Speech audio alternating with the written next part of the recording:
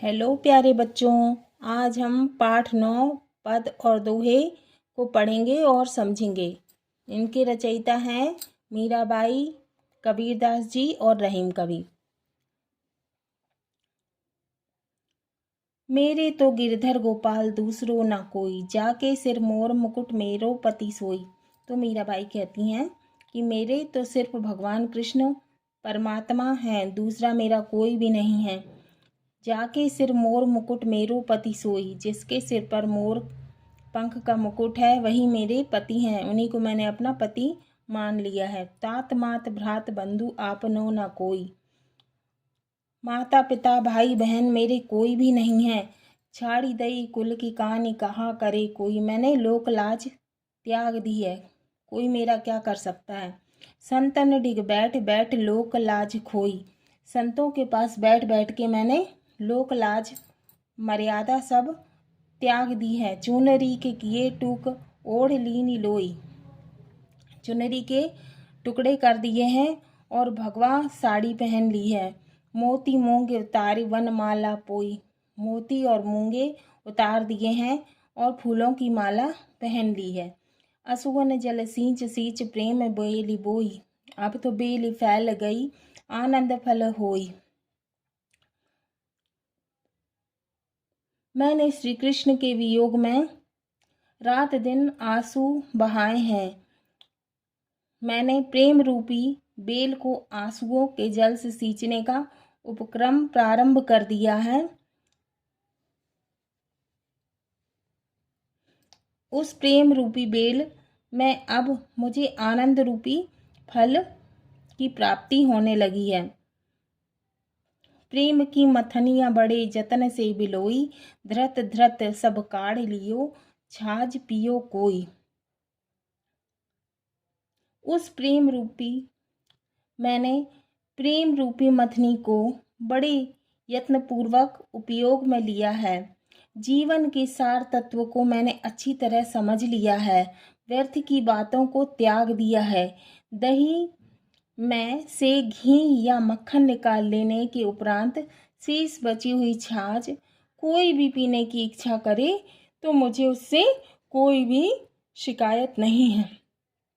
भगत देख राजी भई जगत देख रोई, भक्तों को देखकर मुझे खुशी होती है और जगत के लोगों को देखकर मुझे रोना आता है।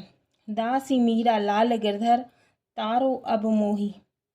तो मीराबाई कहती हैं कि हे गिरधर, हे श्री कृष्ण, अब मेरा उद्धार करो, मैं तुम्हारी दासी हूँ।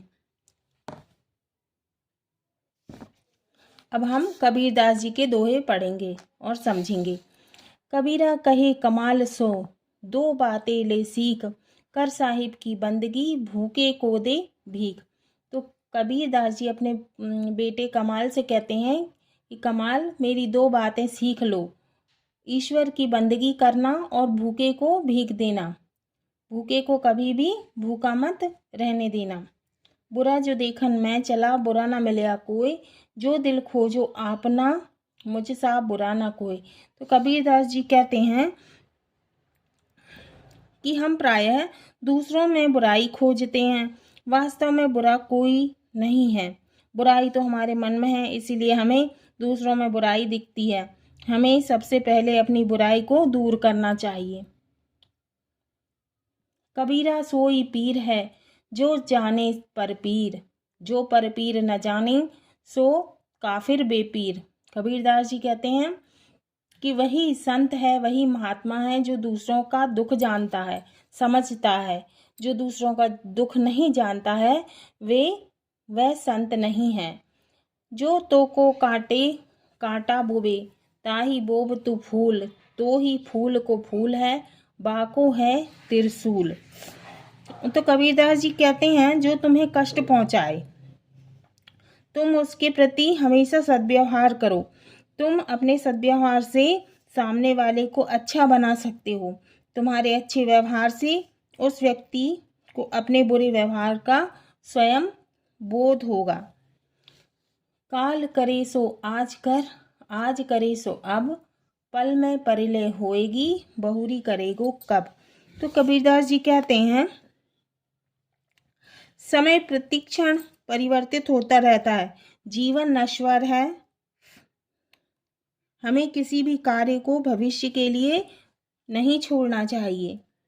जो कार्य कल किया जाना है उसे आज ही संपन्न कर लेना चाहिए, और जो कार्य आज शाम तक किया जाना है उसे अभी पूरा कर लेना चाहिए। पल भर में प्रलय हो सकता है। मन में सोचा मन में ही रह जाएगा। इसलिए हमें अपने जीवन में अच्छे कार्यों को प्राथमिकता देना चाहिए। इसी में हमारी बुद्धिमत्ता है। अब हम रहीमदास जी के दोहे पढ़ेंगे।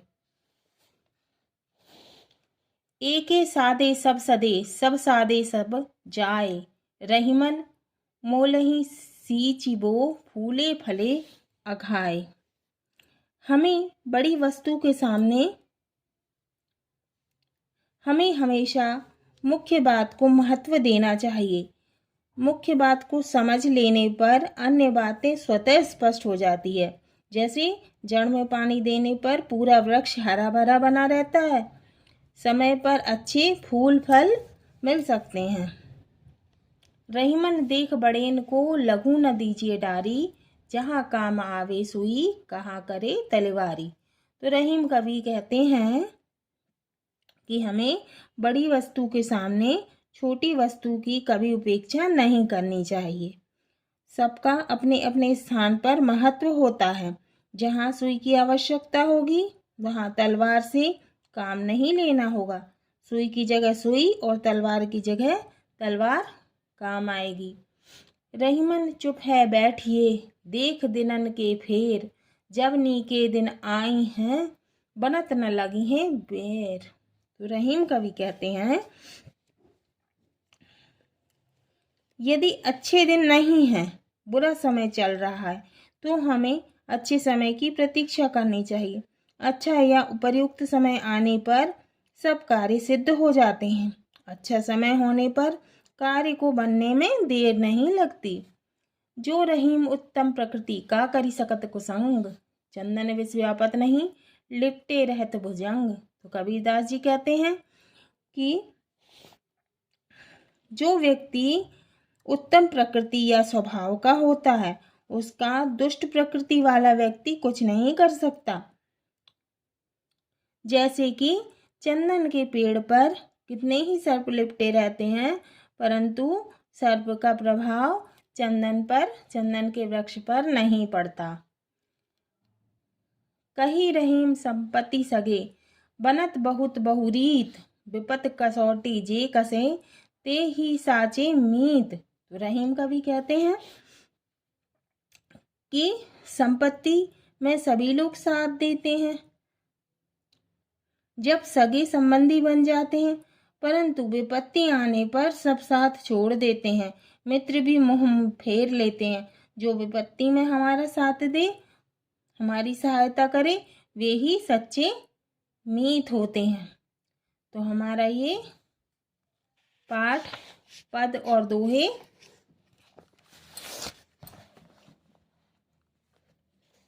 पूरा होता है।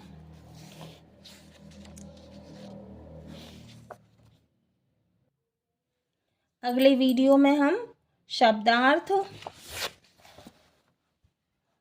सही विकल्प, रिक्त स्थानों की पूर्ति, प्रश्नों के उत्तर, पद्यांशों के भाव स्पष्ट कीजिए, शुद्ध उच्चारण, मानक रूप, पर्यायवाची शब्द, अलंकार, सही जोड़ियां, विलोम शब्द, उपसर्ग, प्रत्यय और संदर्भ, प्रसंग और व्याख्या करेंगे। तो हमारा ये पाठ पूर्ण होता है।